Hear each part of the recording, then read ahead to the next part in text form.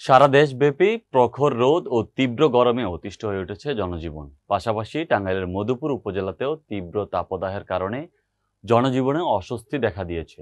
হাসপাতাল ও প্রাইভেট ক্লিনিকগুলোতে বাড়ছে জ্বর, সর্দি, কাশিজনিত রোগীর সংখ্যা। একটু প্রশান্তি ও শরীরকে সতেজ রাখার জন্য মানুষ ছুটছেন গাছের ছায়ায়।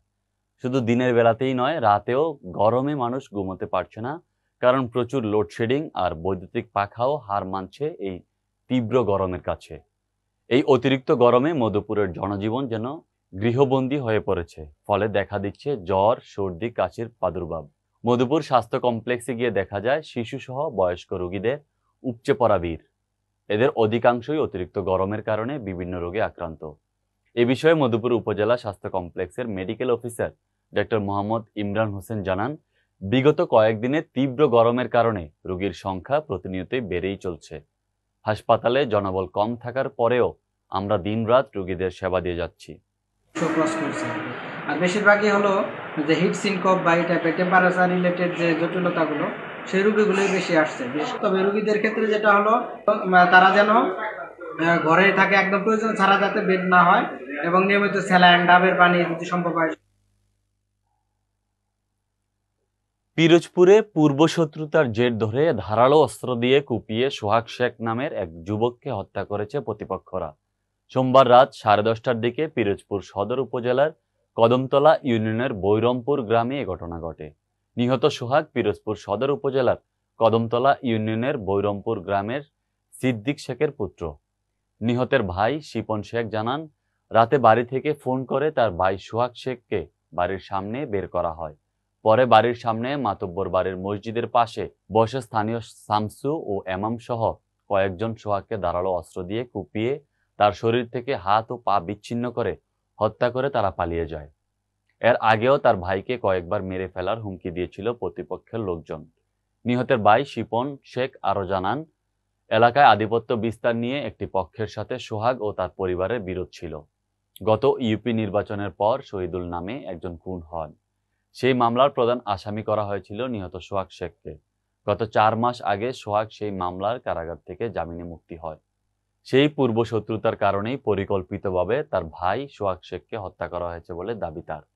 পিরোজপুরের অতিরিক্ত পুলিশ সুপার মুকিত হাসান জানান, পূর্ব শত্রুতার জের ধরে এই হত্যাকাণ্ডের ঘটনা ঘটেছে বলে প্রাথমিকভাবে ধারণা করা হচ্ছে। ঘটনার সাথে জড়িতদের দ্রুত গ্রেপ্তারের অভিযান চলছে। এছাড়া লাশ উদ্ধার করে ময়নাতদন্তের জন্য প্রেরণ করা হয়েছে এবং এই বিষয়ে আইনগত ব্যবস্থা গ্রহণ প্রক্রিয়াধীন রয়েছে।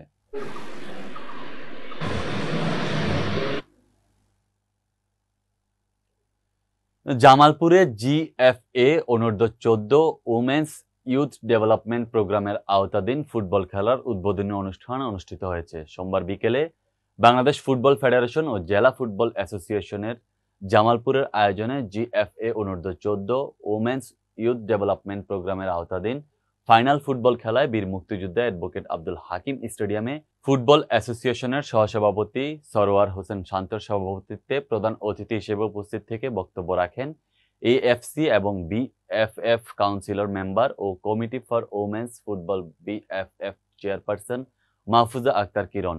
সম্মানিত অতিথির বক্তব্য রাখেন পৌর মেয়র ও জেলা ফুটবল অ্যাসোসিয়েশনের সভাপতি মোহাম্মদ সানোয়ার হোসেন সানু। অন্যান্যদের মাঝে বক্তব্য রাখেন বিএফ এর সদস্য নূরে আলম, জেলা ফুটবল অ্যাসোসিয়েশনের সাধারণ সম্পাদক আল আমিন প্রমুখ।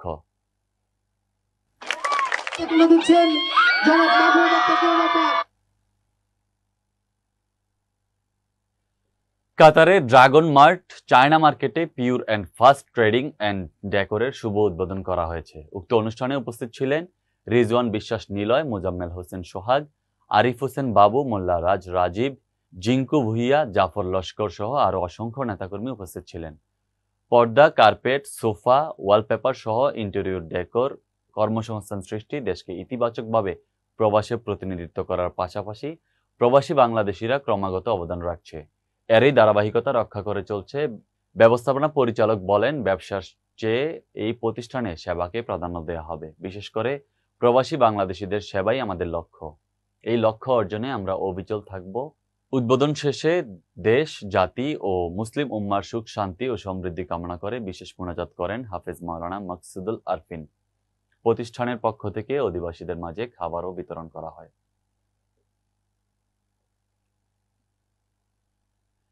কাতারের রাজধানী দোহা বাংলাদেশে অধ্যুষিত নাজমা এলাকায় ঢাকা রেস্টুরেন্টের ফিতা কেটে উদ্বোধন করেন অনুষ্ঠানের প্রধান অতিথি কাতারি স্পন্সর মোহাম্মদ ইউসুফ। প্রতিষ্ঠানটির স্বত্বাধিকারী মোহাম্মদ খলিলুর রহমান, মোহাম্মদ ফয়েজ, মোহাম্মদ হেলাল উদ্দিন, মোহাম্মদ নুরুল আমিন ব্যবস্থাপনা পরিচালক বলেন, ব্যবসার চেয়ে এই প্রতিষ্ঠানে সেবাকেই প্রাধান্য দেওয়া হবে। বিশেষ করে প্রবাসী বাংলাদেশিদের সেবাই আমাদের লক্ষ্য। এই লক্ষ্য অর্জনে আমরা অবিচল থাকব। বিল্লা সুপারমার্কেটে উন্নত মানের শাকসবজি, মাছ, মাংস ও গার্মেন্টস আইটেম এখানে পাওয়া যাবে। উদ্বোধন শেষে দেশ, জাতি ও মুসলিম উম্মার সুখ, শান্তি ও সমৃদ্ধি কামনা করে বিশেষ মোনাজাত করা হয়। প্রতিষ্ঠানের পক্ষ থেকে অভিবাসীদের মাঝে খাবার বিতরণ করা হয়। কাতারের নাজমা এলাকায় ক্রমবর্ধমান প্রবাসীদের চাহিদা মোতাবেক সেবা প্রদান করার জন্য বিল্লা সুপারমার্কেটের যাত্রা শুরু করেছে।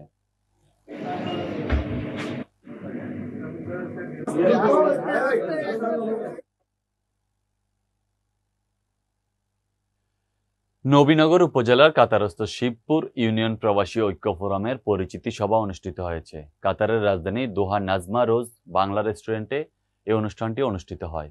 সিনিয়র যুগ্ম সাধারণ সম্পাদক মোহাম্মদ ফয়সাল ও সাধারণ সম্পাদক ফাইজুল ইসলামের যৌথ পরিচালনায় অনুষ্ঠানে সভাপতিত্ব করেন সংগঠনের সভাপতি সিবলিস সাদেক ও প্রধান অতিথি ছিলেন কাতারের বিশিষ্ট ব্যবসায়ী দেলোয়ার হোসেন।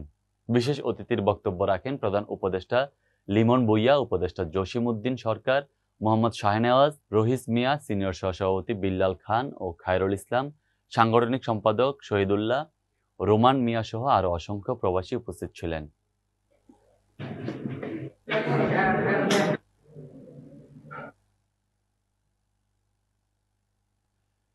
কাতারে অসংখ্য নেতাকর্মীদের ভালোবাসায় সিক্ত মোজাম্মেল হোসেন সোহাগ।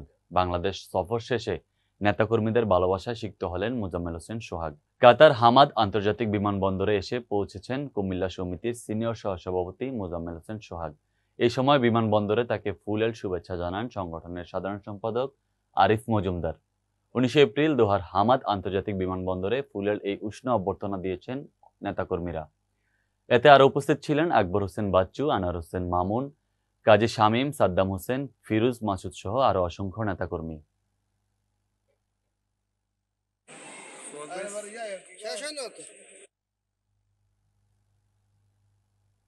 আসন্ন 8 মে নির্বাচন কমিশন দ্বারা ঘোষিত প্রথম ধাপে উপজেলা নির্বাচনকে ঘিরে জামালপুর সদর ও সরিষাবাড়ী উপজেলার চেয়ারম্যান, ভাইস চেয়ারম্যান ও মহিলা ভাইস চেয়ারম্যান প্রার্থীদের মাঝে প্রতীক বরাদ্দ দেওয়া হয়েছে। আজ সকালে জামালপুর জেলা রিটার্নিং অফিস সম্মেলন কক্ষে প্রার্থীদের প্রতীক বরাদ্দ দেওয়া হয়। সকাল থেকেই উৎসবমুখর পরিবেশের মধ্য দিয়ে প্রার্থীদের কর্মী সমর্থকরা জেলার রিটার্নিং অফিসার কার্যালয়ে উপস্থিত থেকে নিজ নিজ প্রার্থীরা জেলা রিটার্নিং অফিসার মোহাম্মদ সনিউজ্জামান তালুকদারের হাত থেকে তাদের পছন্দ মতো প্রতীক বরাদ্দ নেন। এই সময় বিভিন্ন শ্রেণী পেশার লোক উপস্থিত ছিলেন। জানা গেছে, প্রথম ধাপে উপজেলা নির্বাচনে জামালপুর ও সরিষাবাড়ী উপজেলায় চেয়ারম্যান পদে 7, ভাইস চেয়ারম্যান পদে 5, মহিলা ভাইস চেয়ারম্যান পদে 4 জন প্রার্থী নির্বাচনে প্রতিদ্বন্দ্বিতা করছেন। তৃণমূলের নেতা কর্মীদের ঐক্যবদ্ধ করে শেখ হাসিনার মিশন ভীষণ বাস্তবায়নে কাজ করে চলেছে। গরমে নীলফামারীর সৈয়দপুরে হাত পাখার কদর বেড়ে গেছে। ইলেকট্রিক সিলিং ফ্যানের বাতাস গরম লাগা সহ লোডশেডিং এ অতিষ্ঠ মানুষ হাত পাখা বিক্রেতাদের দেখলে তাই বিভিন্ন ধরনের হাত পাখা কিনছেন। মানুষজন হাত পাখার দামও বেশি চাওয়া হচ্ছে বলে অভিযোগ তুললেন। হাত পাখার বিক্রেতারা বলছেন, মূল্য বেশি নেওয়া হচ্ছে না, আমরা অল্প লাভেই এসব পাখা বিক্রি করছি। তাছাড়া এসব পাখার জন্য প্রয়োজনীয় তাল গাছের পাতা সহ পাখা তৈরির বিভিন্ন সামগ্রীর মূল্য আগের তুলনায় অনেক বেড়ে গেছে।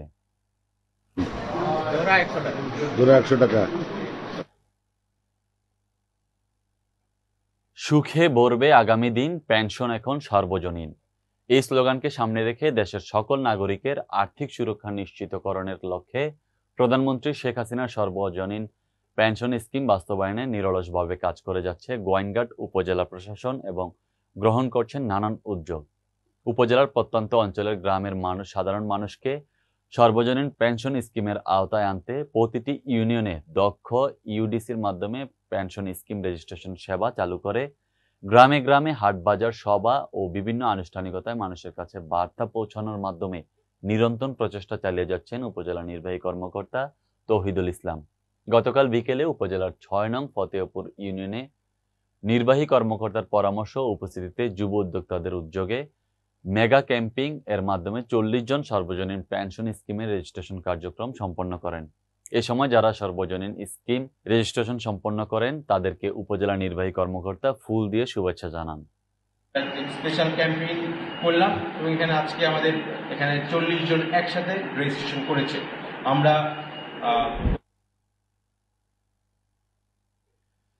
বাগেরহাটের চিতলমারীতে প্রান্তিক মৎস্য চাষীদের আধুনিক পদ্ধতিতে লাভজনক উপায়ে মৎস্য চাষ, পরামর্শ ও মৎস্য চিকিৎসা বিষয়ক প্রশিক্ষণ প্রদান করা হয়েছে।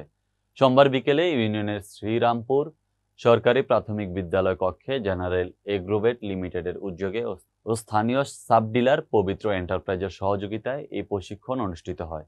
চিতলমারী উপজেলার সিনিয়র মৎস্য কর্মকর্তা মোহাম্মদ আসাদুল্লাহ আনুষ্ঠানিকভাবে এই প্রশিক্ষণ কর্মশালার উদ্বোধন করেন। এ সময় উপস্থিত ছিলেন জেনারেল এগ্রোভেট লিমিটেডের regional sales incharge Monowar Hossain, মৎস্যবিদ মোহাম্মদ গোলাম মোস্তফা, বাগেরহাট অঞ্চল মার্কেটিং অফিসার অমিত বিশ্বাস, সাবেক প্রধান শিক্ষক হরেন্দ্রনাথ শিকদার, সমাজসেবক সাধন বৈরাগী, স্থানীয় সাব ডিলার ও পবিত্র এন্টারপ্রাইজের স্বত্বাধিকারী সাংবাদিক শেখর ভক্ত প্রমুখ। প্রশিক্ষণ কর্মশালায় এলাকার 60 জন প্রান্তিক মৎস্য চাষী অংশগ্রহণ করেন। তার ওষুধ আছে, আর অসুখ প্রতিরোধ করতে গেলে ভালো মানের ওষুধও দরকার হবে।